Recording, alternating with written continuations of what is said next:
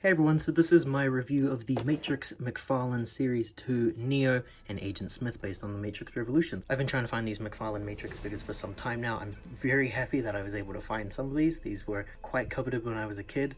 Definitely not around in my country, so I'm glad that I was able to find some for a pretty great price secondhand. You can see that inside this box we have our figures. It looks like that there's a stand and there is also a little diorama display here. This was part of the second wave of McFarlane figures for the Matrix movie. The wave consisted of Niobe, Trinity, Morpheus, Neo, plus Smith and this special Neo. I own a couple of these, but I don't have the complete set. These aren't necessarily action figures because they can't do too much, but they do look really cool and they are very nostalgic for me. This is kind of when I started learning as a kid that there are toys for things other than just kids' cartoons, you know? We'll start by taking a look at the Neo figure first, who looks really cool. He's very different to the other ones because of the water effect that the action figure has. He looks very shiny compared to some of those other Neo action figures that I've seen. I'm able to conveniently hold him on a little peg here so that we can kind of spin him around a little to get a full 360. He comes with two of these rods, which we'll get into in a sec with the accessory, but I'll show off some of those key details. Neo actually does have articulation in his head. His arm can swivel down, but it's always going to be stuck in that kind of a punching motion, so there's no point of even really trying to fix up with that. The Keanu Reeves likeness isn't too great, but it at least looks like a character that you would see in the Matrix, so I'll give them points for that. His arm can also move up. He doesn't seem to have any rotation in his hands though. I really like a lot of the material that's used on his jacket. You can even see some streams of rainfall on his jacket, which I think is really cool. Nice little sparkles. A different pattern on the inside as well, along with his jeans. And he does permanently have this little gaping hole in his knee, which is where you can place the rod pieces. His knee looks like it can spin around, but it's really tough, so I'd rather not try and risk that. And he has some pretty decent detailing on his shoes there as well. It's cool. He can't stand without anything. Or I guess he kind of... I was wrong. He totally can. Maybe I am impressed with this. So we'll get into the key thing of what makes this figure so special. This is the ultimate accessory that he comes with. It comes with a little backboard of a bunch of Smiths. And he comes with a cool base plate of like the city streets. And it's all wet from the rainfall. I'll give you a close-up of some of the detail that's used in there. It's really cool. It feels really weird, probably just because of how old the piece itself is, but you can see some of the contrasting details of what they do for concrete versus rainwater on the streets. I really like it, and there's two holes here as well as two poles. The poles are of different size. One of them is a lot shorter than the other one, and that goes into his knee right there, like so.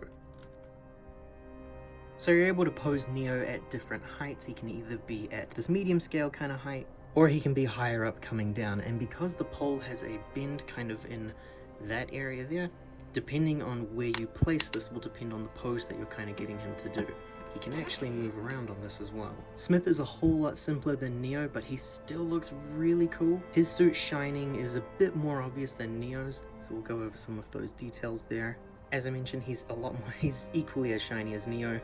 His head does have rotation, but I'm not willing to experiment too much on that. And I think the head likeness for Hugo Weaving is pretty neat as well. Same kind of arm movements over here. He also does have rotations right there in his upper shoulder. I don't really know why, because it doesn't do a whole lot. And this arm here can only rotate as one full piece, no hand movements down there. I was wrong. Hand movements are included. He can kind of move off at the waist. He can move off at the waist, which is really cool. I was worried that I broke him right there, but I don't think there's any movements in his legs, just a shiny pair of pants. Ultimately looks really cool, and he's going to be really neat when he's paired up with Neo there. This was Smith's display. It is different to Neo's because it has a foot peg there instead, and it doesn't have any holes in there. Because we already went through the concrete and the rain effect, I'll show you the card piece of Agent Smith. You can see it's just a screenshot from the movie, printed onto a pretty solid piece of card. I was always really intrigued with these diorama type toys when I was a kid, so I'm glad that I was able to get one and see what it's like. It's really cool actually. I quite like these details here. On the back of the card there is just nothing, and it simply slots into this little part here.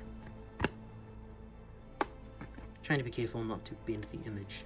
Unlike Neo, Smith can only really be placed into one. Unless you get both of them, then you could have this foot onto that peg and have him crossing over, which we might take a look at. But that's how he ends up looking in his little display. This is what the display can end up looking like. You can see that they just simply sit together with the little puzzle piece that's down there. They don't actually latch onto one another. They're just sitting on your display like that. But I do think that it makes for a really cool looking stand.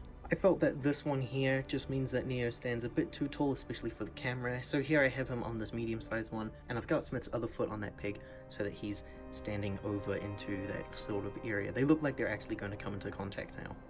That's all I really have to say about the McFarlane Matrix Series 2 Neo and Agent Smith figures. I'm so glad that I was able to buy these. I remember seeing them when I was a kid and I went overseas. Too expensive, didn't really know what the movie was.